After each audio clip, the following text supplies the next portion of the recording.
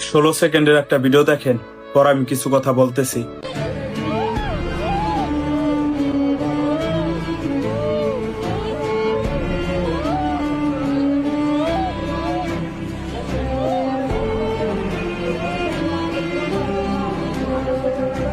জামাতের আমিরকে আজকে এক মহিলা জড়াই ধরছিল।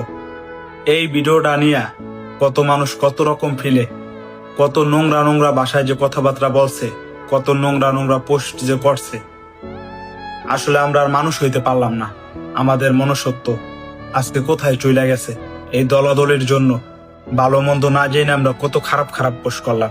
এই যে মহিলাটা জড়াই ধরছে, সে কিন্তু একটা মায়ের বয়সী। সে কেন জড়াই ধরছে?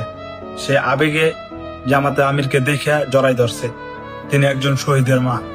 কি কমো ভাই, কিছু বলার নাই। আসলে আমরা মানুষ হইতে পারলাম না। ভালো মন্দ না যাই না মানুষের নামে এমনি গীবত গাওয়া, একজন সম্মানিত মানুষের নামে এমনি বদনাম গাওয়া, এটা কখনো ঠিক হইতে পারে না। আল্লাহ আমাদের সবাইকে হেদায়েত দান করুক। আমিন।